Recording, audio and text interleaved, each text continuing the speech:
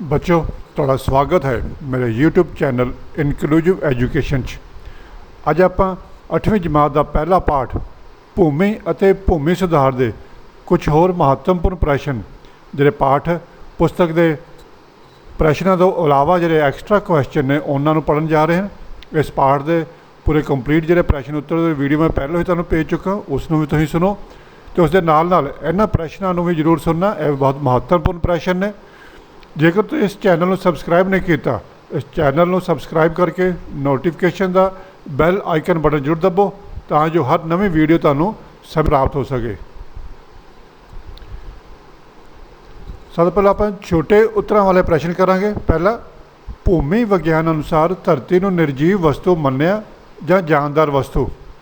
भूमि विज्ञान अनुसार धरती को जानदार वस्तु मन्निया गया है। फिर भूमि में कितने प्रतिशत खनिज और जैविक पदार्थ होंगे हैं? भूमि में खनिज 45% और जैविक पदार्थ 0.5% हैं। हल्कियां भूमियां किन्हां कहा जाता है? रेतली भूमियां हल्कियां भूमियां कहा जाता है। पानी सांभण की शक्ति वध किहड़ी भूमि में होंदी है? पानी सांभण की सब तो वध शक्ति चीकनी मिट्टी में होंदी है। खेती लई किहड़ी भूमि उत्तम मन्नी जाती है? खेती लई पैरा भूमि सब तो उत्तम मन्नी जाती। तेजाबी भूमियों की समस्या किहड़े इलाकों में वध है? तेजाबी भूमियों की समस्या वर्खा वाले इलाकों में वध है। किन्ने पीएच वाली भूमि तेजाबी होंदी है? जिस भूमि का पीएच 7 तो घट होवे वो तेजाबी भूमि होंदी है। किन्ने पीएच वाली भूमि खेती लिए ठीक मन्नी जाती है? 6.5 तो 8.7 पीएच वाली भूमि खेती लिए ठीक मन्नी जाती है। फिर लूणिया भूमिया की पीएच कितनी होंदी है? लूणिया भूमिया की पीएच 8.7 तो घट होंदी है। रेह बूर या शेरे वाली भूमियां किहड़ियां हन? लूणिया भूमियां रेह बूर या शेरे वाली भूमियां होंदियां हन। खारिया जमीनों में पानी जीरन की समर्था कितनी है? खारिया जमीनों में पानी जीरन की समर्था सब तो घट है। फिर हरी खाद की फसल दसो। सन जंतर हरी खाद दी फसलां हन। रेतली जमीनों में सिंचाई लई किहो जे क्यारे बनाए जाते हैं? रेतली जमीनों में सिंचाई लई छोटे आकार के क्यारे बनाए जाते हैं क्योंकि पानी उस वेले जीरिया जाता है। फिर तेजाबी जमीनों में चूना पाउण का सही समा दसो। तेजाबी जमीन चूना पाउण लई फसल बीजन तो 3 तो 6 महीने पहला पा देना चाहिए है। पंजाब में तेजाबी जमीन की समस्या कितनी गंभीर है? पंजाब में तेजाबी जमीन की समस्या नहीं है। पंजाब में तेजाबी जमीन की समस्या कितनी गंभीर है? रिपीट हो गया बच्चे प्रश्न। पंजाब च तेजाबी जमीन की समस्या कोई नहीं है। लूणिया भूमियों किहड़ियां लूण वध होंदे हन? लूणिया भूमियों कैल्शियम मैगनीशियम और पोटाशियम के क्लोराइड वाले लूण वध होंदे हन। सेम वाली भूमि धरती हेठले पानी का पद्धर की हुंदा है? धरती हेठले पानी की सतह 0 तो लैके 1.5 मीटर होंदी है। फिर हम जो छोटे उत्तरों वाले प्रश्न जो 2 तो 3 वाक्यों वाले आप उत्तर देने ने। रेतली भूमि की पछाण लई 2 ढंग दसो। रेतली भूमि में पानी सिंचाई करते सार ही जजब हो जाता है। उंगलों में इसके कन रड़कते हैं। चीकनी मिट्टी पानी चूसन और सांभण की शक्ति किवें वधाई जा सकती है? कुदरती खादां की वरतों करन, वाहीकरण और गोडीकरण नाल चीकनी मिट्टी की पानी चूसन और सांभण की शक्ति को वधाया जा सकता है। फिर भूमि तेजाबीपन वधन का कारण दसो। वधेरे वर्खा कारण ज़्यादा हरियावल रहिंदी है। बूटियां आदि के पत्ते जमीन में डिग के गलते सड़ते रहते हैं तो मीह के पानी की रोड़ नाल खारे लूण रुड़ जाते हैं जिस नाल जमीन में तेजाबीपन वधदा है। फिर लूणिया भूमियों के 2 गुण दसो। इन्हां भूमियों कैल्शियम मैगनीशियम और पोटाशियम के क्लोराइड और सल्फेट लूणों की मात्रा वध होंदी है। इन्हां विच पानी जीरन की समर्था काफ़ी होंदी है तो वाही लई पौलियां होंदियां हन। ਖਾਰੀਆਂ ਜ਼ਮੀਨਾਂ ਦੇ 2 ਗੁਣ ਦੱਸੋ। ਇਹਨਾਂ ਭੂਮੀਆਂ 'ਚ ਸੋਡੀਅਮ ਦੇ ਕਾਰਬੋਨੇਟ ਅਤੇ ਬਾਈਕਾਰਬੋਨੇਟ ਵਾਲੇ ਲੂਣ ਵਧੇਰੇ ਮਾਤਰਾ 'ਚ ਹੁੰਦੇ ਹਨ। ਦੂਸਰਾ, ਇਹਨਾਂ 'ਚ ਪਾਣੀ ਜੀਰਨ ਦੀ ਸਮਰੱਥਾ ਘੱਟ ਹੁੰਦੀ ਹੈ, ਵਾਹੀ ਬਹੁਤ ਹੀ ਕਠਿਨ ਹੁੰਦੀ ਹੈ। ਖਾਰੀਆਂ ਜ਼ਮੀਨਾਂ 'ਚ ਵਾਹੀ ਕਰਨੀ ਬੜੀ ਔਖੀ ਹੁੰਦੀ ਹੈ। ਤੇਜ਼ਾਬੀ ਜ਼ਮੀਨਾਂ ਦੇ ਸੁਧਾਰ ਲਈ 2 ਤਰੀਕੇ ਦੱਸੋ। ਚੂਨੇ ਦੀ ਵਰਤੋਂ ਕਰਕੇ ਅਤੇ ਗੰਨਾ ਮਿੱਲ ਦੇ ਮੈਲ ਅਤੇ ਲੱਕੜ ਦੀ ਰਾਖ ਵਰਤੀ ਜਾ ਸਕਦੀ ਹੈ। ਦੂਜਾ, ਚੂਨੇ ਲਈ ਕੈਲਸ਼ੀਅਮ ਕਾਰਬੋਨੇਟ ਦੀ ਵਰਤੋਂ ਹੁੰਦੀ ਹੈ। ਤੇਜ਼ਾਬੀ ਜ਼ਮੀਨਾਂ ਵਿੱਚ ਚੂਨਾ ਪਾਉਣ ਦੇ ਤਰੀਕੇ ਬਾਰੇ ਦੱਸੋ। ਚੂਨਾ ਪਾਉਣ ਦਾ ਸਹੀ ਸਮਾਂ ਫਸਲ ਬੀਜਣ ਤੋਂ 3 ਤੋਂ 6 ਮਹੀਨੇ ਪਹਿਲਾਂ ਹੈ। ਫਸਲ ਦੀ ਕਟਾਈ ਤੋਂ ਬਾਅਦ ਖੇਤ ਵਿੱਚ ਚੂਨਾ ਪਾ ਕੇ ਵਾਹ ਦੇਣਾ ਚਾਹੀਦਾ ਹੈ। ਫਿਰ ਹੁਣ ਜਿਹੜੇ ਪ੍ਰਸ਼ਨ ਹੈ ਵੱਡੇ ਉੱਤਰ ਦੇ 5 ਪ੍ਰਸ਼ਨਾਂ ਦੇ ਉੱਤਰ ਪ੍ਰਸ਼ਨ ਹੁੰਦੇ ਨੇ। ਮਲੜ ਕਿਸ ਨੂੰ ਕਹਿੰਦੇ ਹਨ, ਇਹ ਕਿਵੇਂ ਬਣਦਾ ਹੈ। ਜੀਵ ਜੰਤੂਆਂ ਅਤੇ ਬਨਸਪਤੀ ਦੀ ਰਹਿੰਦ ਖੂੰਹਦ, ਮਲ ਮੂਤਰ ਅਤੇ ਉਹਨਾਂ ਦੇ ਗਲੇ ਸੜੇ ਅੰਗ ਜੋ ਕਿ ਮਿੱਟੀ ਵਿੱਚ ਸਮੇਂ-ਸਮੇਂ ਰਲਦੇ ਰਹਿੰਦੇ ਹਨ ਨੂੰ ਮਲੜ ਜਾਂ ਹਿਊਮਸ ਕਿਹਾ ਜਾਂਦਾ ਹੈ। ਘਾਹ ਫੂਸ, ਫਸਲਾਂ, ਦਰਖਤ, ਸੁੰਡੀਆਂ, ਗੰਡੋਏ, ਜੀਵਾਣੂ, ਕੀਟਾਣੂ, ਢੋਰਾਂ ਦੀ ਰੂੜੀ ਅਤੇ ਘਰ ਦੇ ਕੂੜੇ ਕਰਕਟ ਆਦਿ ਮਲੜ ਦੇ ਹਿੱਸੇ ਹੋ ਸਕਦੇ ਹਨ। ਇਹਨਾਂ ਪਦਾਰਥਾਂ ਦੇ ਜ਼ਮੀਨ ਵਿੱਚ ਰਲਣ ਨਾਲ ਭੌਂ ਦੇ ਗੁਣਾਂ ਵਿੱਚ ਬਹੁਤ ਸੁਧਾਰ ਹੁੰਦਾ ਹੈ। ਇਸ ਨਾਲ ਪ੍ਰਾਪਤ ਹੋਣ ਵਾਲੀ ਉਪਜ ਉੱਤੇ ਵੀ ਚੰਗਾ ਅਸਰ ਪੈਂਦਾ ਹੈ। ਪਰ ਜਦੋਂ ਵੀ ਇੱਕ ਪਦਾਰਥ ਜਾਂ ਕਾਰਬਨਿਕ ਚੀਜ਼ਾਂ ਮਿੱਟੀਆਂ ਵਿੱਚ ਮਿਲਾਈਆਂ ਜਾਂਦੀਆਂ ਹਨ, ਸੂਖਮ ਜੀਵਾਣੂਆਂ ਅਤੇ ਬੈਕਟੀਰੀਆ ਦੀ ਕਿਰਿਆਵਾਂ ਨਾਲ ਇਹਨਾਂ ਪਦਾਰਥਾਂ ਦਾ ਵਿਘਟਨ ਸ਼ੁਰੂ ਹੋ ਜਾਂਦਾ ਹੈ ਅਤੇ ਇਹ ਪਦਾਰਥ ਗਲਣਾ ਸੜਨਾ ਸ਼ੁਰੂ ਕਰ ਦਿੰਦੇ ਹਨ।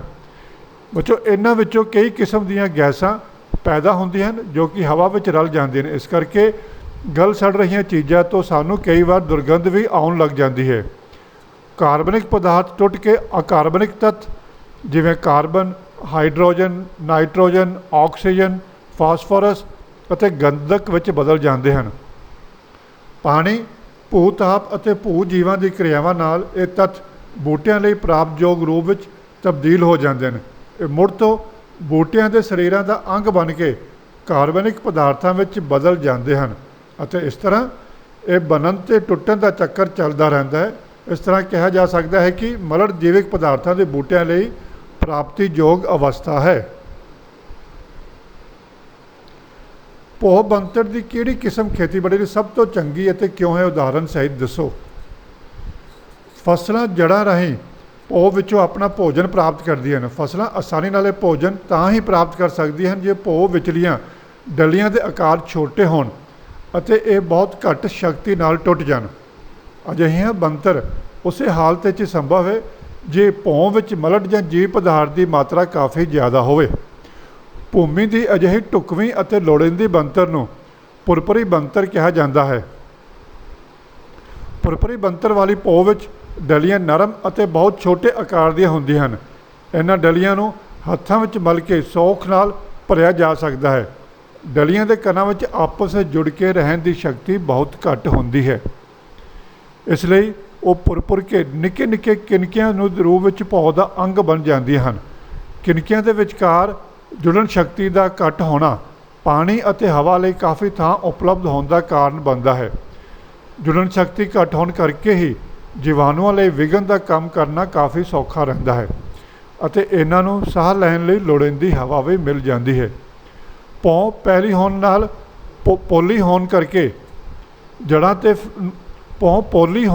ਜੜ੍ਹਾਂ ਨੂੰ ਫੈਲਣ ਵਿੱਚ ਕੋਈ ਮੁਸ਼ਕਲ ਨਹੀਂ ਆਉਂਦੀ ਅਤੇ ਉਹ ਚੰਗੀ ਤਰ੍ਹਾਂ ਪਸਰ ਕੇ ਪੌਦਿਆਂ ਲਈ ਲੋੜੀਂਦੇ ਪੌਸ਼ਟਿਕ ਤੱਤ ਪ੍ਰਾਪਤ ਕਰ ਸਕਦੀਆਂ ਹਨ। ਭੋਂ ਦੇ ਭੌਤਿਕ ਗੁਣਾਂ ਦੀ ਸੂਚੀ ਬਣਾਓ। ਇਹਨਾਂ ਵਿੱਚੋਂ ਕਿਸ ਇੱਕ ਗੁਣ ਬਾਰੇ 3-4 ਸਤਰਾਂ ਲਿਖੋ। ਵੱਖ-ਵੱਖ ਭੋਆਂ ਦੇ ਭੌਤਿਕ ਗੁਣ ਵੀ ਵੱਖ-ਵੱਖ ਹੁੰਦੇ ਹਨ। ਇਸ ਦਾ ਕਾਰਨ ਤੇ ਭੋਆਂ ਵਿੱਚ ਕਣਾਂ ਦੇ ਆਕਾਰ, ਤਰਤੀਬ, ਜੀਵਕ ਪਦਾਰਥਾਂ ਦੀ ਮਾਤਰਾ ਅਤੇ ਮੁਸਾਮਾਂ ਵਿੱਚ ਅੰਤਰ ਦਾ ਹੋਣਾ ਹੈ। ਭੋਂ ਵਿੱਚ ਪਾਣੀ ਦਾ ਸੰਚਾਰ ਅਤੇ ਵਹਾਅ ਕਿਵੇਂ ਹੁੰਦਾ ਹੈ, ਬੂਟਿਆਂ ਨੂੰ ਖੁਰਾਕ ਦੇਣ ਦੀ ਸ਼ਕਤੀ ਅਤੇ ਹਵਾ ਦੀ ਗਤੀ ਵਿੱਚ ਇਹ ਗੱਲਾਂ ਭੋਂ ਦੇ ਭੌਤਿਕ ਗੁਣਾਂ 'ਤੇ ਨਿਰਭਰ ਕਰਦੀਆਂ ਹਨ। ਭੋਂ ਦੇ ਭੌਤਿਕ ਗੁਣ ਹੇਠ ਲਿਖੇ ਹਨ। ਕਣ, ਆਕਾਰ, ਪ੍ਰਵੇਸ਼ਤਾ, ਡੂੰਘਾਈ, ਰੰਗ, ਘਣਤਾ, ਸਿਲ ਸਾਂਭਣ ਦੀ ਯੋਗਤਾ ਅਤੇ ਤਾਪਮਾਨ, ਇਹ ਸਾਰੇ ਭੋਂ ਦੇ ਭੌਤਿਕ ਗੁਣ ਹਨ। ਆਪਾਂ ਜਿਹੜੇ ਵਿਸਤਾਰਪੂਰਵਕ 3-4 ਸਤਰਾਂ ਜਿਹੜੇ ਲਿਖਾਂਗੇ ਇੱਕ ਗੁਣ ਦੇ ਉੱਤੇ, ਉਹ ਹੈ ਕੰਨ ਆਕਾਰ। ਭੌਂ ਵੱਖ-ਵੱਖ ਮੋਟਾਈ ਦੇ ਖਣਿਜ ਕਣਾਂ ਦੀ ਬਣੀ ਹੁੰਦੀ ਹੈ। ਭੌਂ ਦਾ ਕੰਨ ਆਕਾਰ ਇਸ ਵਿੱਚ ਮੌਜੂਦ ਵੱਖ-ਵੱਖ ਮੋਟਾਈ ਦੇ ਮੂਲ ਕਣਾਂ ਦੇ ਆਪਸੀ ਅਨੁਪਾਤ ਉੱਪਰ ਨਿਰਭਰ ਕਰਦਾ ਹੈ। ਭੌਂ ਦੀ ਉਪਜਾਊ ਸ਼ਕਤੀ ਕੰਨ ਆਕਾਰ 'ਤੇ ਨਿਰਭਰ ਕਰਦੀ ਹੈ। ਕੰਨ ਆਕਾਰ ਦਾ ਪ੍ਰਭਾਵ ਭੌਂ ਦੀ ਜਲ ਗ੍ਰਹਿਣ ਸ਼ਕਤੀ ਅਤੇ ਹਵਾ ਦੀ ਆਵਾਜਾਈ ਦੀ ਮਾਤਰਾ ਅਤੇ ਗਤੀ 'ਤੇ ਵੀ ਪੈਂਦਾ ਹੈ। ਪੀਐਚ ਅੰਕ ਤੋਂ ਕੀ ਭਾਵ ਹੈ? ਭੌਂ ਦੇ ਪੀਐਚ ਅੰਕ ਦੀ ਉਸ ਦੀ ਤਸੀਰ ਉੱਤੇ ਕੀ ਪ੍ਰਭਾਵ ਪੈਂਦਾ ਹੈ? ਪੀਐਚ ਭੌਂ ਤੇਜ਼ਾਬੀ ਹੈ, ਖਾਰੀ ਹੈ ਜਾਂ ਉਦਾਸੀਨ ਹੈ ਦੱਸਣ ਲਈ ਇੱਕ ਅੰਕ ਪ੍ਰਣਾਲੀ ਵਰਤੀ ਜਾਂਦੀ ਹੈ ਜਿਸ ਨੂੰ ਭੌਂ ਦੀ ਪੀਐਚ ਮੁੱਲ ਜਾਂ ਮਾਤਰਾ ਕਿਹਾ ਜਾਂਦਾ ਹੈ।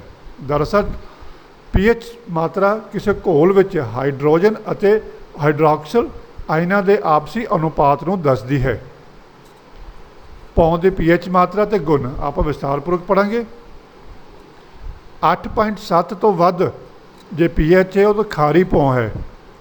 ਜੇ 8.7 ਤੋਂ 7 ਦੇ ਵਿਚਕਾਰ ਪੀਐਚ ਹੈ ਫਿਰ ਹਲਕਾ ਖਾਰਾਪਨ ਹੈ। ਜੇ 7 ਹੈ ਉਦਾਸੀਨ। ਜੇ 7 ਤੋਂ 6.5 ਤੱਕ ਹੈ ਤਾਂ ਹਲਕੀ ਤੇਜ਼ਾਬੀ। ਜੇ 6 ਪੁਆਇੰਟ ਤੋਂ ਘੱਟ ਹੈ ਤਾਂ ਤੇਜ਼ਾਬੀ ਭੌਂ ਹੈ। ਬਹੁਤੀਆਂ ਫਸਲਾਂ 6.5 ਤੋਂ 7.5 ਪੀਐਚ ਤੱਕ ਵਾਲੀਆਂ ਭੌਆਂ ਵਿੱਚ ਠੀਕ ਤਰ੍ਹਾਂ ਵੱਧ ਫੁੱਲ ਸਕਦੀਆਂ ਹਨ। ਇਸ ਲਈ ਚੰਗੀ ਖੇਤੀ ਲਈ ਜਿਹੜੀ ਜ਼ਮੀਨ ਦੀ ਪੀਐਚ 6.5 ਤੋਂ 7.5 ਹੋਣੀ ਚਾਹੀਦੀ ਹੈ। ਖੁਰਾਕੀ ਤੱਤਾਂ ਦਾ ਬੂਟਿਆਂ ਨੂੰ ਯੋਗ ਰੂਪ ਵਿੱਚ ਪ੍ਰਾਪਤ ਹੋਣਾ ਭੌਂ ਦੇ ਪੀਐਚ 'ਤੇ ਨਿਰਭਰ ਕਰਦਾ ਹੈ। 6.5 ਤੋਂ 7 ਪੀਐਚ ਮਾਤਰਾ ਵਾਲੀਆਂ ਭੌਂ ਵਿੱਚੋਂ ਬੂਟੇ ਬਹੁਤ ਸਾਰੇ ਖੁਰਾਕੀ ਤੱਤਾਂ ਨੂੰ ਆਸਾਨੀ ਨਾਲ ਯੋਗ ਰੂਪ ਵਿੱਚ ਪ੍ਰਾਪਤ ਕਰ ਲੈਂਦੇ ਹਨ। ਕੁਝ ਸੂਖਮ ਤੱਤ ਜਿਵੇਂ ਮੈਗਨੀਜ਼, ਲੋਹਾ, ਤਾਂਬਾ, ਜਿਸਤ ਆਦਿ ਵਧੇਰੇ ਤੇਜ਼ਾਬੀ ਜ਼ਮੀਨਾਂ 'ਚ ਵੱਧ ਮਾਤਰਾ ਵਿੱਚ ਯੋਗ ਰੂਪ ਵਿੱਚ ਬੂਟਿਆਂ ਨੂੰ ਪ੍ਰਾਪਤ ਹੋ ਜਾਂਦੇ ਹਨ, ਪਰ ਕਈ ਵਾਰੀ ਇਹਨਾਂ ਦੀ ਵੱਧ ਮਾਤਰਾ ਬੂਟਿਆਂ ਲਈ ਜ਼ਹਿਰ ਦਾ ਕੰਮ ਵੀ ਕਰਦੀ ਹੈ। ਜ਼ਮੀਨ ਵਿੱਚ ਸੇਮ ਕਿਵੇਂ ਆ ਜਾਂਦੀ ਹੈ? ਸੇਮ ਦਾ ਫਸਲਾਂ ਉੱਤੇ ਕੀ ਪ੍ਰਭਾਵ ਪੈਂਦਾ ਅਤੇ ਕਿਉਂ? ਉੱਤਰ, ਸੇਮ ਦਾ ਕਾਰਨ ਸਥਾਈ ਤੌਰ 'ਤੇ ਵਗਣ ਵਾਲੀਆਂ ਨਹਿਰਾਂ ਦਾ ਪਾਣੀ ਧਰਤੀ ਛੇਕਾਂ ਰਾਹੀਂ ਆਲੇ ਦੁਆਲੇ ਦੀ ਭੂਮੀ ਵਿੱਚ ਰਿਸ ਕੇ ਪੁੱਜ ਜਾਂਦਾ ਹੈ। 15-20 ਸਾਲ ਵਿੱਚ ਧਰਤੀ ਅੰਦਰਲੇ ਖੁੱਲ੍ਹੇ ਪਾਣੀ ਦਾ ਤੱਤ ਧਰਤੀ ਦੀ ਸਤ੍ਹਾ 'ਤੇ ਬਹੁਤ ਨੇੜੇ ਆ ਜਾਂਦਾ ਹੈ ਅਤੇ ਸੇਮ ਦੀ ਮਾਰ ਹੇਠ ਆ ਜਾਂਦੀ ਹੈ। ਇਸ ਤੋਂ ਇਲਾਵਾ ਹੜ੍ਹਾਂ ਦਾ ਪਾਣੀ, ਚੰਗੇ ਜਲ ਨਿਕਾਸ ਪ੍ਰਬੰਧ ਦੀ ਅਣਹੋਂਦ ਆਦਿ ਵੀ ਸੇਮ ਦਾ ਕਾਰਨ ਬਣ ਸਕਦੇ ਹਨ। ਫਿਰ ਸੇਮ ਦਾ ਪ੍ਰਭਾਵ, ਇਹਦਾ ਅਸਰ ਕੀ ਹੁੰਦਾ ਹੈ? ਪੌਦਿਆਂ ਦੇ ਵਧਣ 'ਤੇ ਸੇਮ ਦੇ ਕਈ ਪ੍ਰਭਾਵ ਪੈਂਦੇ ਹਨ। ਬਹੁਤ ਸਾਰੇ ਕਾਸ਼ਤ ਕੀਤੇ ਜਾਣ ਵਾਲੇ ਪੌਦਿਆਂ ਦੀਆਂ ਜੜ੍ਹਾਂ ਜਲ ਤਲ ਦੇ ਉੱਪਰ ਵਾਲੀ ਭੂਮੀ ਤਹਿ ਵਿੱਚ ਹੀ ਰਹਿ ਜਾਂਦੀਆਂ ਹਨ। ਪੌਦੇ ਬਹੁਤਾ ਸਮਾਂ ਪਾਣੀ 'ਚ ਖੜ੍ਹੇ ਰਹਿ ਕੇ ਮਰ ਜਾਂਦੇ ਹਨ। ਭੌਂ ਵਾਜੂ ਦੀ ਥੁੜ ਹੋ ਜਾਂਦੀ ਹੈ। ਪਾਣੀ ਦੀ ਉੱਚ ਤਾਪ ਯੋਗਤਾ ਦੇ ਕਾਰਨ ਭੂਮੀ ਵਿੱਚ ਤਾਪਮਾਨ ਪਰਿਵਰਤਨ ਵੀ ਘਟ ਜਾਂਦਾ ਹੈ। ਤੇਜ਼ਾਬੀ ਜ਼ਮੀਨਾਂ ਚੂਨਾ ਪਾਉਣ ਦੇ ਲਾਭ ਦੱਸੋ।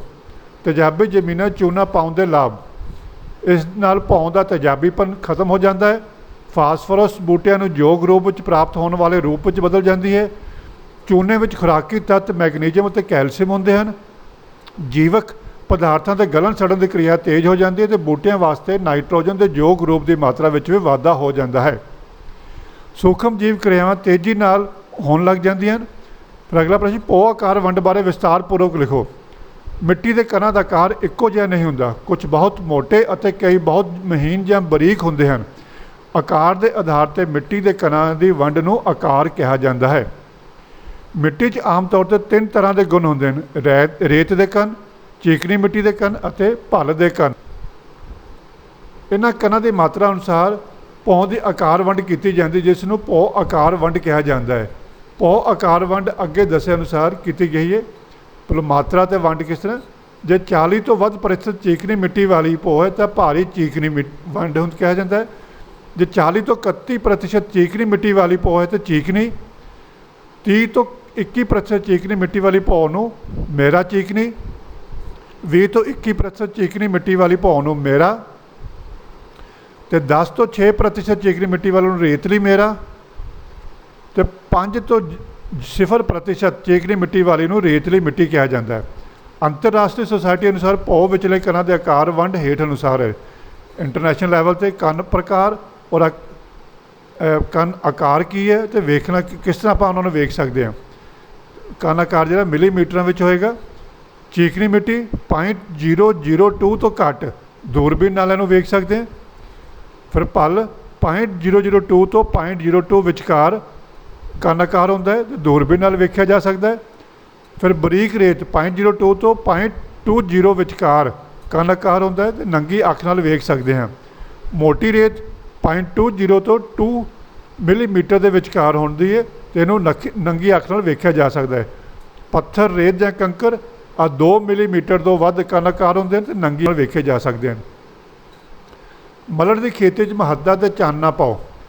ਮਲੜ ਦੀ ਖੇਤੀ 'ਚ ਮਹੱਤਤਾ: ਛੇਤੀ ਗਲਣ ਵਾਲਾ ਮਲੜ ਪਾਉਣ ਨਾਲ ਮਿੱਟੀ ਦੇ ਕਿਣਕੇ ਆਪਸ ਵਿੱਚ ਇਸ ਤਰ੍ਹਾਂ ਜੁੜ ਜਾਂਦੇ ਹਨ ਕਿ ਉਹਨਾਂ ਦੀਆਂ ਛੋਟੀਆਂ ਅਤੇ ਪੋਲੀਆਂ ਨਰਮ ਪੁਰਪਰੀਆਂ ਡਲੀਆਂ ਬਣ ਜਾਂਦੀਆਂ ਹਨ। ਇਸ ਤਰ੍ਹਾਂ ਦੇ ਮਲੜ ਰੇਤਲੀ ਅਤੇ ਚੀਕਣੀ ਦੋਹਾਂ ਕਿਸਮਾਂ ਦੀ ਭੌਂ ਲਈ ਵਧੀਆ ਰਹਿੰਦਾ ਹੈ। ਮਲੜ ਰੇਤਲੀ ਮਿੱਟੀ ਤੋਂ ਖੁਰਦਰੇ ਕਣਾਂ ਨੂੰ ਆਪਸ ਵਿੱਚ ਜੋੜਨ ਵਿੱਚ ਮਦਦ ਕਰਦਾ ਹੈ, ਅਤੇ ਚੀਕਣੀ ਮਿੱਟੀ ਨੂੰ ਪੋਲੀ ਕਰ ਦਿੰਦਾ ਹੈ, ਜਿਸ ਨਾਲ ਇਸ ਦਾ ਆਇਤਨ ਵੱਧ ਜਾਂਦਾ ਹੈ। ਹਵਾ ਦੀ ਆਵਾਜਾਈ ਸੌਖੀ ਅਤੇ ਤੇਜ਼ ਹੋ ਜਾਂਦੀ ਹੈ। ਇਸ ਤਰ੍ਹਾਂ ਮਲੜ ਰੇਤਲੀ ਅਤੇ ਚੀਕਣੀ ਦੋਹਾਂ ਪ੍ਰਕਾਰ ਦੀਆਂ ਲੋਹਾਂ ਨੂੰ ਵਧੇਰੇ ਪੁਰਪਰੀ ਅਤੇ ਉਪਜਾਊ ਬਣਾ ਦਿੰਦਾ ਹੈ। ਮਲੜ ਭੌਂ ਨੂੰ ਪੋਲੀ ਕਰ ਦਿੰਦਾ ਹੈ, ਜਿਸ ਨਾਲ ਭੌਂ ਦੀ ਪਾਣੀ ਸੋਖਣ ਦੀ ਸ਼ਕਤੀ ਵਿੱਚ ਕਾਫੀ ਵਾਧਾ ਹੁੰਦਾ ਹੈ, ਅਤੇ ਭੌਂ ਪਾਣੀ ਨੂੰ ਵਧੇਰੇ ਲੰਬੇ ਸਮੇਂ ਤੱਕ ਆਪਣੇ ਅੰਦਰ ਸਾਂਭ ਕੇ ਰੱਖ ਸਕਦੀ ਹੈ। ਛਾਂ ਵਿੱਚ ਮੌਜੂਦ ਲਾਭਕਾਰੀ ਅਤੇ ਉਪਯੋਗੀ ਜੀਵਾਣੂ ਮਲੜ ਤੋਂ ਆਪਣਾ ਜੀਵਨ ਵੀ ਪ੍ਰਾਪਤ ਕਰਦੇ ਹਨ। ਮਲੜ ਦੇ ਵਿਘਟਨ ਨਾਲ ਜੋ ਕਾਰਬਨ ਪੈਦਾ ਹੁੰਦੀ ਹੈ, ਉਹ ਇਹਨਾਂ ਜੀਵਾਣੂਆਂ ਲਈ ਭੋਜਨ ਦਾ ਕੰਮ ਦਿੰਦੀ ਹੈ। ਉਸ ਨਾਲ ਉਹ ਵਧੇਰੇ ਸ਼ਕਤੀਸ਼ਾਲੀ ਰੂਪ ਵਿੱਚ ਕਿਰਿਆ ਕਰਨ ਦੇ ਯੋਗ ਹੋ ਜਾਂਦੇ ਹਨ। ਬੂਟਿਆਂ ਦੀਆਂ ਜੜ੍ਹਾਂ ਜ਼ਮੀਨ ਵਿੱਚ ਛੇਦ ਕਰਕੇ ਧਰਤੀ ਨੂੰ ਪੋਲੀ ਕਰ ਦਿੰਦੀਆਂ ਹਨ। ਜੜ੍ਹਾਂ ਦੇ ਗਲਣ ਸੜਨ ਤੋਂ ਬਾਅਦ ਛੇਦਾਂ ਰਾਹੀਂ ਪਾਣੀ ਧਰਤੀ ਦੇ ਹੇਠਾਂ ਚਲੇ ਜਾਂਦਾ, ਅਤੇ ਆਕਸੀਜਨ ਗੈਸ ਦੇ ਅੰਦਰ ਜਾਣ ਅਤੇ ਕਾਰਬਨ ਡਾਈਆਕਸਾਈਡ ਗੈਸ ਦੇ ਬਾਹਰ ਨਿਕਲਣ ਲਈ ਵੀ ਇਹ ਛੇਕ ਮਦਦ ਜਾਂ ਸਹਾਇਤਾ ਕਰਦੇ ਹਨ। ਫਿਰ ਮਲੜ ਤੋਂ ਕਈ ਪੌਸ਼ਟਿਕ ਤੱਤ ਜਿਵੇਂ ਨਾਈਟ੍ਰੋਜਨ, ਗੰਧਕ, ਫਾਸਫੋਰਸ ਆਦਿ ਪ੍ਰਾਪਤ ਹੁੰਦੇ ਹਨ। ਇਹ ਤੱਤ ਭੌਂ ਦੇ ਕਣਾਂ ਨਾਲ ਚਿਪਕੇ ਰਹਿੰਦੇ ਹਨ। ਜ਼ਰੂਰਤ ਪੈਣ 'ਤੇ ਪੌਦਾ ਇਹਨਾਂ ਤੱਤਾਂ ਨੂੰ ਵਰਤ ਸਕਦਾ ਹੈ। ਕਈ ਭੌਆਂ ਦੀ ਤਸੀਰ ਅਜਿਹੀ ਹੁੰਦੀ ਹੈ ਕਿ ਪੌਦੇ ਤੋਂ ਵਿੱਚ ਮੌਜੂਦ ਲੋੜੀਂਦੇ ਤੱਤ ਪ੍ਰਾਪਤ ਨਹੀਂ ਕਰ ਸਕਦੇ, ਪਰ ਮਲੜ ਦੀ ਮੌਜੂਦਗੀ ਵਿੱਚ ਇਹ ਤੱਤ ਪੌਦੇ ਦੇ ਵਰਤਣਯੋਗ ਬਣ ਜਾਂਦੇ ਨੇ। ਉਦਾਹਰਨ ਵਜੋਂ ਤੇਜ਼ਾਬੀ ਜ਼ਮੀਨਾਂ 'ਚ ਫਾਸਫੋਰਸ। ਮਲੜ ਦੇ ਗਲ ਸੜਨ ਨਾਲ ਕਈ ਤਰ੍ਹਾਂ ਦੇ ਤੇਜ਼ਾਬ ਪੈਦਾ ਹੁੰਦੇ ਹਨ, ਜੋ ਕਿ ਖਾਰੀਆਂ ਭੌਆਂ ਦਾ ਖਾਰਾਪਨ ਘੱਟ ਕਰਦੇ ਹਨ। ਇਹ ਤੇਜ਼ਾਬ ਅਤੇ ਕਾਰਬਨਿਕ ਗੈਸਾਂ ਜਿਹੜੀਆਂ ਆਪ ਵੀ ਤੇਜ਼ਾਬੀ ਗੁਣ ਰੱਖਦੀਆਂ ਹਨ, ਪੋਟਾਸ਼ੀਅਮ ਆਦਿ ਨਾਲ ਮਿਲ ਕੇ ਭੌਂ ਦੇ ਖਾਰੇਪਨ ਨੂੰ ਘਟਾ ਕੇ ਉਸ ਨੂੰ ਪੌਦਿਆਂ ਦੇ ਉਗਣ ਅਤੇ ਵਧਣ ਫੁੱਲਣ ਦੇ ਅਨੁਕੂਲ ਅਤੇ ਢੁਕਵਾਂ ਬਣਾਉਂਦੇ ਹਨ। ਮਲੜ ਭੌਂ ਤਾਪ ਨੂੰ ਸਥਿਰ ਰੱਖਣ ਵਿੱਚ ਇਹ ਮਦਦ ਕਰਦਾ ਹੈ। ਬਾਹਰਲੇ ਤਾਪ ਵਿੱਚ ਵਾਧਾ ਘਾਟਾ ਮਲੜ ਵਾਲੀ ਭੌਂ ਦੇ ਤਾਪਮਾਨ ਉੱਤੇ ਬਹੁਤ ਅਸਰ ਨਹੀਂ ਪਾਉਂਦਾ। ਕਈ ਤੱਤ ਪੌਦੇ ਨੂੰ ਬਹੁਤ ਥੋੜ੍ਹੀ ਮਾਤਰਾ ਵਿੱਚ ਹੀ ਚਾਹੀਦੇ ਹੁੰਦੇ ਹਨ। ਇਹ ਤੱਤ ਰਸਾਇਣਿਕ ਖਾਦਾਂ ਤੋਂ ਪ੍ਰਾਪਤ ਨਹੀਂ ਹੁੰਦੇ। ਇਹਨਾਂ ਦੀ ਘਾਟ ਨਾਲ ਫਸਲਾਂ ਦੀ ਪੈਦਾਵਾਰ ਬਹੁਤ ਘੱਟ ਸਕਦੀ ਹੈ, ਅਤੇ ਵਾਹੀਕਾਰ ਨੂੰ ਕਾਫੀ ਨੁਕਸਾਨ ਹੋ ਸਕਦਾ ਹੈ। ਇਹਨਾਂ ਵਿੱਚੋਂ ਕਾਫੀ ਸਾਰੇ ਤੱਤ ਮਲੜ ਵਿੱਚੋਂ ਮਿਲ ਜਾਂਦੇ ਹਨ। ਮਲੜ ਕਿਵੇਂ ਖਤਮ ਹੋ ਜਾਂਦਾ ਹੈ, ਅਤੇ ਭੌਂ ਵਿੱਚ ਇਸ ਦੀ ਮਾਤਰਾ ਵਧਾਉਣ ਲਈ ਕੀ ਕਰਨਾ ਚਾਹੀਦਾ ਹੈ? ਹਰ ਫਸਲ ਨਾਲ ਜੜ੍ਹਾਂ, ਪੱਤਿਆਂ, ਜੀਵਾਣੂ, ਕੂੜਾ ਕਰਕਟ, ਗੋਹੇ ਅਤੇ ਹਰੀ ਖਾਦ ਰਾਹੀਂ ਨਵਾਂ ਮਲੜ ਖੇਤਾਂ ਵਿੱਚ ਰਲਦਾ ਰਹਿੰਦਾ ਹੈ, ਪਰ ਨਾਲ ਹੀ ਨਾਲ ਇਹ ਖਤਮ ਵੀ ਹੁੰਦਾ ਰਹਿੰਦਾ ਹੈ। ਬੂਟੇ ਅਤੇ ਜੀਵਾਣੂ ਇਸ ਨੂੰ ਵਰਤ ਲੈਂਦੇ ਹਨ। ਇਸ ਦੇ ਕਈ ਤੱਤ ਗੈਸਾਂ ਦੇ ਰੂਪ ਵਿੱਚ ਬਦਲ ਜਾਂਦੇ ਹਨ ਅਤੇ ਵਾਯੂਮੰਡਲ ਵਿੱਚ ਰਲ ਜਾਂਦੇ ਹਨ। ਕਈ ਥਾਵਾਂ 'ਤੇ ਬਹੁਤ ਸਖਤ ਗਰਮੀ ਪੈਂਦੀ, ਜਿਸ ਨਾਲ ਮਲੜ ਦੇ ਲਾਭਦਾਇਕ ਅੰਸ਼ ਦਾ ਨਾਸ਼ ਹੋ ਜਾਂਦਾ ਹੈ। ਇਸ ਤਰ੍ਹਾਂ ਮਲੜ ਦੇ ਫਸਲ ਨੂੰ ਕੋਈ ਵੀ ਲਾਭ ਨਹੀਂ ਪਹੁੰਚਦਾ। ਜਿਵੇਂ ਕਿ ਪਤਾ ਹੀ ਹੈ ਕਿ ਮਲੜ ਫਸਲਾਂ ਲਈ ਬਹੁਤ ਹੀ ਲਾਹੇਵੰਦ ਹੁੰਦਾ ਹੈ, ਇਸ ਲਈ ਇਸ ਦੀ ਮਾਤਰਾ ਤੋਂ ਵਿੱਚ ਘੱਟ ਨਹੀਂ ਹੋਣੀ ਦੇਣੀ ਚਾਹੀਦੀ। ਇਸ ਦੀ ਮਾਤਰਾ ਭੌਂ ਵਿੱਚ ਘੱਟ ਨਹੀਂ ਦੇਣੀ ਚਾਹੀਦੀ। ਇਸ ਲਈ ਖੇਤ ਵਿੱਚ ਅਜਿਹੀ ਫਸਲ ਬੀਜ ਦੇਣੀ ਚਾਹੀਦੀ ਜਿਸ ਨਾਲ ਮਲੜ ਦੀ ਮਾਤਰਾ 'ਚ ਵਾਧਾ ਹੋਵੇ। ਇਸ ਮੰਤਵ ਲਈ ਛੋਲੇ ਅਤੇ ਹੋਰ ਫਲੀਦਾਰ ਫਸਲਾਂ ਜਿਨ੍ਹਾਂ ਦੀਆਂ ਜੜ੍ਹਾਂ ਵਿੱਚ ਨਾਈਟ੍ਰੋਜਨ ਬਣਨ ਵਾਲੇ ਬੈਕਟੀਰੀਆ ਹੁੰਦੇ ਹਨ, ਬੀਜ ਲੈਣੀਆਂ ਚਾਹੀਦੀਆਂ ਹਨ। ਇਹਨਾਂ ਫਸਲਾਂ ਦੀ ਹਰੀ ਖਾਦ ਬਣਾ ਕੇ, ਜੋ ਕਿ ਉੱਤਮ ਕਿਸਮ ਦੀ ਮਲੜ ਹੁੰਦੀ ਹੈ, ਭੂਮੀ ਨੂੰ ਵਧੇਰੇ ਉਪਜਾਊ ਬਣਾਇਆ ਜਾ ਸਕਦਾ ਹੈ। ਇਸ ਤੋਂ ਇਲਾਵਾ ਢੇਰ ਦੀ ਰੂੜੀ ਅਤੇ ਕੂੜਾ ਵੀ ਮਲੜ ਦੀ ਮਾਤਰਾ ਵਧਾਉਣ ਲਈ ਵਰਤੇ ਜਾ ਸਕਦੇ ਹਨ। ਜ਼ਮੀਨ ਦੀ ਉਪਜਾਊ ਸ਼ਕਤੀ ਦੀ ਸੰਭਾਲ ਅਤੇ ਪ੍ਰਤੀਪੂਰਤੀ ਲਈ ਕਿਹੜੀਆਂ ਮੁੱਖ ਗੱਲਾਂ ਵੱਲ ਧਿਆਨ ਦੇਣਾ ਚਾਹੀਦਾ ਹੈ? ਇਸ ਲਈ ਹੇਠ ਲਿਖੀਆਂ ਗੱਲਾਂ 'ਤੇ ਧਿਆਨ ਦੇਣਾ ਚਾਹੀਦਾ। ਧਰਤੀ ਦੇ ਭੌਤਿਕ ਹਾਲਤ। ਧਰਤੀ ਦੀ ਢੁਕਵੀਂ ਭੌਤਿਕ ਹਾਲਤ ਚੰਗੀ ਵਾਹੀ 'ਤੇ ਨਿਰਭਰ ਕਰਦੀ ਹੈ। ਚੰਗੀ ਵਾਹੀ ਤੋਂ ਭਾਵ ਹੈ ਕਿ ਇਸ ਤਰ੍ਹਾਂ ਦੀ ਵਾਹੀ ਜਿਸ ਨਾਲ ਧਰਤੀ ਦੇ ਕਣਕਿਆਂ ਦੀ ਬਣਤਰ ਠੀਕ ਤਰ੍ਹਾਂ ਕਾਇਮ ਰਹਿ ਸਕੇ, ਭਾਵ ਜ਼ਮੀਨ ਵਿੱਚ ਮਿੱਟੀ ਦੀਆਂ ਡਲੀਆਂ ਪੁਰਪਰੀਆਂ ਛੋਟੀਆਂ ਅਤੇ ਪੋਲੀਆਂ ਹੋਣ। ਗਿੱਲੀ ਵਾਹੀ ਜ਼ਮੀਨ ਵਿੱਚ ਵੱਤਰ ਤੋਂ ਪਹਿਲਾਂ ਅਤੇ ਕੰਦ ਜ਼ਿਆਦਾ ਪੀੜੀ ਤਰ ਜੁੜ ਕੇ ਸਖਤ ਟੀਮਾਂ ਦਾ ਰੂਪ ਧਾਰਨ ਕਰ ਲੈਂਦੇ ਹਨ, ਅਤੇ ਜੇ ਵੱਤਰ ਚੜ੍ਹ ਜਾਵੇ ਤਾਂ ਵੀ ਜ਼ਮੀਨ ਸੁੱਕ ਜਾਂਦੀ ਹੈ ਅਤੇ ਸਖਤ ਹੋ ਜਾਂਦੀ ਹੈ। ਜ਼ਮੀਨ ਦੇ ਵਿਚਲਾ ਪਾਣੀ ਬਹੁਤ ਸਾਰੀਆਂ ਕੋਸ਼ਕਾਂ ਨਲੀਆਂ ਰਾਹੀਂ ਬਾਹਰ ਨਿਕਲ ਜਾਂਦਾ ਤੇ ਪੋਹ ਵਿੱਚ ਨਮੀ ਦੀ ਕਮੀ ਹੋ ਜਾਂਦੀ ਹੈ। ਫਸਲ ਦੀ ਚੰਗੀ ਪੈਦਾਵਾਰ ਲਈ ਹਵਾ ਅਤੇ ਪਾਣੀ ਦੀ ਧਰਤੀ ਛੇਦਾਂ ਵਿੱਚ ਫਿਰਦੇ ਰਹਿਣਾ ਬਹੁਤਾ ਜ਼ਰੂਰੀ ਹੁੰਦਾ ਹੈ। ਇਸ ਕਰਕੇ ਵਾਹੀ ਵੱਤਰ ਸਿਰ ਕਰਨੀ ਚਾਹੀਦੀ ਹੈ, ਕਿਉਂ ਨਾ ਤਾਂ ਇਸ ਨਾਲ ਢੀਮਾਂ ਬਣਦੀਆਂ ਅਤੇ ਨਾ ਹੀ ਧਰਤੀ ਵਿਚਲੀ ਨਮੀ ਬਾਹਰ ਨਿਕਲਦੀ ਹੈ। ਚੰਗੀ ਵਾਹੀ ਨਾਲ ਪੋਹ ਪਾਣੀ ਜਜ਼ਬ ਕਰਨ ਦੀ ਸ਼ਕਤੀ ਵੀ ਵੱਧ ਜਾਂਦੀ ਹੈ ਅਤੇ ਭੂਮੀ ਖੁਰਨ ਤੋਂ ਵੀ ਬਚੀ ਰਹਿੰਦੀ ਹੈ। ਪੋਹ ਦਾ ਬਣਤਰ ਨੂੰ ਠੀਕ ਰੱਖਣ ਵਿੱਚ ਮਲੜ ਦੀ ਸੁਚੱਜੀ ਅਤੇ ਢੁਕਵੀਂ ਵਰਤੋਂ ਵੀ ਸਹਾਈ ਹੁੰਦੀ ਹੈ। ਇਸ ਤੋਂ ਇਲਾਵਾ ਚੰਗੇ ਅਤੇ ਢੁਕਵੇਂ ਫਸਲੀ ਚੱਕਰ, ਜਿਸ ਵਿੱਚ ਸਮੇਂ-ਸਮੇਂ ਗੁੱਛੇਦਾਰ ਜੜ੍ਹਾਂ ਵਾਲੀਆਂ ਅਤੇ ਫਲੀਦਾਰ ਫਸਲਾਂ ਆਉਂਦੀਆਂ ਰਹਿਣ ਨਾਲ ਵੀ ਧਰਤੀ ਦੀ ਭੌਤਿਕ ਹਾਲਾਤ ਠੀਕ ਰੱਖਣ ਵਿੱਚ ਮਦਦ ਮਿਲਦੀ। ਖੇਤਾਂ ਨੂੰ ਨਦੀਨਾਂ ਤੋਂ ਸਾਫ਼ ਰੱਖਣਾ। ਪੌਦ ਦੀ ਉਪਜਾਊ ਸ਼ਕਤੀ ਨੂੰ ਕਾਇਮ ਰੱਖਣ ਲਈ ਖੇਤ ਨਦੀਨਾਂ ਤੋਂ ਮੁਕਤ ਹੋਣ, ਇਹ ਵੀ ਬਹੁਤ ਜ਼ਰੂਰੀ ਹੈ। ਨਦੀਨ ਖੇਤ ਵਿੱਚ ਬੀਜੀ ਫਸਲ ਲਈ ਲੋੜੀਂਦੇ ਪੌਸ਼ਟਿਕ ਤੱਤਾਂ ਨੂੰ ਆਪ ਹੀ ਖਾ ਜਾਂਦੇ ਹਨ। ਘੱਟ ਪੌਸ਼ਟਿਕਤਾ ਮਿਲਣ ਕਰਕੇ ਫਸਲ ਕਮਜ਼ੋਰ ਹੋ ਜਾਂਦੀ ਹੈ ਅਤੇ ਚੰਗੀ ਤਰ੍ਹਾਂ ਵੱਧ ਫੁੱਲ ਨਹੀਂ ਸਕਦੀ। ਇਸ ਨਾਲ ਪੈਦਾਵਾਰ ਘਟ ਜਾਂਦੀ ਹੈ। ਕਈ ਵਾਰ ਜੇਕਰ ਨਦੀਨ ਜ਼ਿਆਦਾ ਮਾਤਰਾ ਵਿੱਚ ਹੋਣ ਤਾਂ ਛੋਟੀ ਫਸਲ ਨੂੰ ਪੂਰੀ ਤਰ੍ਹਾਂ ਦਬਾ ਲੈਂਦੇ ਹਨ, ਸਮੁੱਚੀ ਫਸਲ ਨੂੰ ਨਸ਼ਟ ਕਰ ਦਿੰਦੇ ਹਨ। ਜੇਕਰ ਨਦੀਨ ਫਸਲ ਨੂੰ ਫਲ ਪੈਣ ਤੋਂ ਪਹਿਲਾਂ ਨਾ ਨਸ਼ਟ ਕੀਤੇ ਜਾਣ ਤਾਂ ਪੱਕ ਜਾਣ 'ਤੇ ਉਹਨਾਂ ਦੇ ਬੀਜ ਭੂਮੀ ਵਿੱਚ ਰਲ ਜਾਂਦੇ ਹਨ ਅਤੇ ਅਗਲੀ ਫਸਲ ਵੇਲੇ ਉਹ ਫਸਲ ਤੋਂ ਪਹਿਲਾਂ ਹੀ ਉੱਗ ਕੇ ਜਾਂ ਉਸ ਦੇ ਨਾਲ ਲੁੱਗ ਕੇ ਉਸ ਨੂੰ ਨਿੱਕੀ ਉਮਰੇ ਹੀ ਦਬਾ ਲੈਂਦੇ ਹਨ ਅਤੇ ਉਸ ਦਾ ਵਾਧਾ ਰੋਕ ਦਿੰਦੇ ਹਨ। ਇਸ ਕਰਕੇ ਖੇਤ ਨੂੰ ਨਦੀਨਾਂ ਤੋਂ ਸਾਫ਼ ਰੱਖਣ ਲਈ ਗੋਡੀ ਅਤੇ ਕਈ ਵਾਰ ਵਾਹੀ ਵੀ ਕਰਨੀ ਪੈਂਦੀ ਹੈ। ਪੰਜਾਬੀ ਦੀ ਪ੍ਰਸਿੱਧ ਅਖਾਣ ਹੈ, ਉੜਦਾ ਵੈਰੀ ਰੋਕ ਦਬਾਈਏ, ਵੱਧ ਜਾਏ ਤਾਂ ਫਿਰ ਪਛਤਾਈਏ। ਨਦੀਨ ਵੀ ਕਿਸਾਨ ਫਸਲ ਧਰਤੀ ਦੀ ਉਪਜਾਊ ਸ਼ਕਤੀ ਦੇ ਰੋਗ ਅਤੇ ਵੇਰੀ ਹਨ। ਇਸ ਲਈ ਇਹਨਾਂ ਨੂੰ ਵੀ ਪੈਦਾ ਹੁੰਦੇ ਨਸ਼ਟ ਕਰ ਦੇਣਾ ਚਾਹੀਦਾ ਹੈ। ਨਦੀਨਾਂ ਨੂੰ ਮਾਰਨ ਲਈ ਵਿਗਿਆਨੀ ਨੇ ਨਦੀਨ ਨਾਸ਼ਕ ਦਵਾਈਆਂ ਦੀ ਕਾਢ ਵੀ ਕੱਢੀ ਹੈ, ਪਰ ਇਹਨਾਂ ਰਸਾਇਣਿਕ ਦਵਾਈਆਂ ਦੀ ਵਰਤੋਂ ਬਹੁਤ ਸਾਵਧਾਨੀ ਨਾਲ ਕਰਨੀ ਚਾਹੀਦੀ ਹੈ। ਇਹਨਾਂ ਦਵਾਈਆਂ ਨੂੰ ਬੱਚਿਆਂ ਦੀ ਪਹੁੰਚ ਤੋਂ ਬਹੁਤ ਦੂਰ ਰੱਖਣਾ ਚਾਹੀਦਾ, ਕਿਉਂਕਿ ਇਹ ਜ਼ਹਿਰੀਲੀਆਂ ਹੁੰਦੀਆਂ ਹਨ। ਇਹਨਾਂ ਦਵਾਈਆਂ ਦੀ ਵੱਧ ਵਰਤੋਂ ਨਾਲ ਵਾਤਾਵਰਣ 'ਚ ਪ੍ਰਦੂਸ਼ਣ ਵੱਧਦਾ ਹੈ। ਇਸ ਲਈ ਇਹਨਾਂ ਦੀ ਵਰਤੋਂ ਇਸ ਪੱਖ ਤੋਂ ਵੀ ਸਾਵਧਾਨੀ ਨਾਲ ਕਰਨੀ ਚਾਹੀਦੀ ਹੈ। ਵੇਖੇ ਜਾ ਸਕਦੇ ਹਨ। ਮਲੜ ਦੀ ਖੇਤੀ 'ਚ ਮਹੱਤਤਾ ਤੇ ਚਾਨਣਾ ਪਾਓ। ਮਲੜ ਦੀ ਖੇਤੀ 'ਚ ਮਹੱਤਤਾ।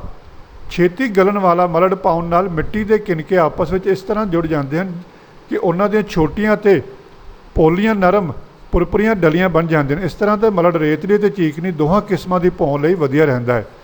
ਮਲੜ ਰੇਤਲੀ ਮਿੱਟੀ ਤੋਂ ਖੁਰਦਰੇ ਕਣਾਂ ਨੂੰ ਆਪਸ ਵਿੱਚ ਜੋੜਨ ਵਿੱਚ ਮਦਦ ਕਰਦਾ ਹੈ ਅਤੇ ਚੀਕਣੀ ਮਿੱਟੀ ਨੂੰ ਪੋਲੀ ਕਰ ਦਿੰਦਾ ਹੈ, ਜਿਸ ਨਾਲ ਇਸ ਦਾ ਆਇਤਨ ਵੱਧ ਜਾਂਦਾ ਹੈ। ਹਵਾ ਦੀ ਆਵਾਜਾਈ ਸੌਖੀ ਅਤੇ ਤੇਜ਼ ਹੋ ਜਾਂਦੀ ਹੈ। ਇਸ ਤਰ੍ਹਾਂ ਮਲੜ ਰੇਤਲੀ ਅਤੇ ਚੀਕਣੀ ਦੋਹਾਂ ਪ੍ਰਕਾਰ ਦੀਆਂ ਲੋਹਾਂ ਨੂੰ ਵਧੇਰੇ ਪੁਰਪਰੀ ਅਤੇ ਉਪਜਾਊ ਬਣਾ ਦਿੰਦਾ ਹੈ ਢੁਕਵਾਂ ਅਤੇ ਯੋਗ ਫਸਲ ਚੱਕਰ। ਵੱਖ-ਵੱਖ ਫਸਲਾਂ ਲਈ ਵੱਖ-ਵੱਖ ਕਿਸਮਾਂ ਦੇ ਭੋਜਨ ਤੱਤਾਂ ਦੀ ਲੋੜ ਹੁੰਦੀ ਹੈ। ਕੁਛ ਇੱਕ ਤੱਤ ਅਜੇ ਹੁੰਦੇ ਹਨ ਜਿਹੜੇ ਹਰ ਇੱਕ ਫਸਲ ਦੁਆਰਾ ਵਰਤੇ ਜਾਂਦੇ ਹਨ, ਪਰ ਇਹਨਾਂ ਦੀ ਖਪਤ ਕੀਤੀ ਗਈ ਮਾਤਰਾ ਅਤੇ ਦਰ ਦਾ ਅੰਤਰ ਤਾਂ ਫਿਰ ਵੀ ਹੁੰਦਾ ਹੈ। ਇਸ ਲਈ ਇਹ ਜ਼ਰੂਰੀ ਹੋ ਜਾਂਦਾ ਹੈ ਕਿ ਖੇਤ ਵਿੱਚ ਇੱਕ ਫਸਲ ਤੋਂ ਪਿੱਛੋਂ ਦੂਜੀ ਫਸਲ ਉਹੀ ਬੀਜੀ ਜਾਵੇ ਜਿਸ ਨੂੰ ਪਹਿਲੀ ਫਸਲ ਨਾਲੋਂ ਵੱਖ ਕਿਸਮ ਦੇ ਤੱਤਾਂ ਦੀ ਲੋੜ ਹੋਵੇ, ਜਾਂ ਫਿਰ ਇਹ ਪਹਿਲੀ ਫਸਲ ਦੁਆਰਾ ਹੋਏ ਉਪਜਾਊ ਸ਼ਕਤੀ ਦੇ ਘਾਟੇ ਨੂੰ ਕੁਝ ਹੱਦ ਤੱਕ ਪੂਰਾ ਕਰਦੀ ਹੋਵੇ। ਇਸ ਤਰ੍ਹਾਂ ਭੌਂ ਦੀ ਉਪਜਾਊ ਸ਼ਕਤੀ ਲੰਬੇ ਸਮੇਂ ਤੱਕ ਕਾਇਮ ਰੱਖੀ ਜਾ ਸਕਦੀ ਹੈ। ਸੋ ਬੱਚੋ, ਇਹ ਸੀ ਤੁਹਾਡੇ ਪਹਿਲੇ ਪਾਠ ਦੇ ਮਹੱਤਵਪੂਰਨ ਪ੍ਰਸ਼ਨ। ਇਹਨਾਂ ਨੂੰ ਧਿਆਨ ਨਾਲ ਸੁਣ ਕੇ ਯਾਦ ਕਰੋ ਅਤੇ ਆਪਣੇ ਪੇਪਰਾਂ ਦੀ ਪੂਰੀ ਤਿਆਰੀ ਰੱਖੋ। ਜੇਕਰ ਇਸ ਚੈਨਲ ਨੂੰ ਸਬਸਕ੍ਰਾਈਬ ਨਹੀਂ ਕੀਤਾ, ਚੈਨਲ ਨੂੰ ਸਬਸਕ੍ਰਾਈਬ ਕਰਕੇ ਬੈਲ ਆਈਕਨ ਬਟਨ ਜ਼ਰੂਰ ਦੱਬੋ ਤਾਂ ਜੋ ਤੁਹਾਨੂੰ ਹਰ ਪਾਠ ਦੀ ਨੋਟੀਫਿਕੇਸ਼ਨ ਸਮੇਂ ਸਿਰ ਮਿਲ ਸਕੇ। ਧੰਨਵਾਦ।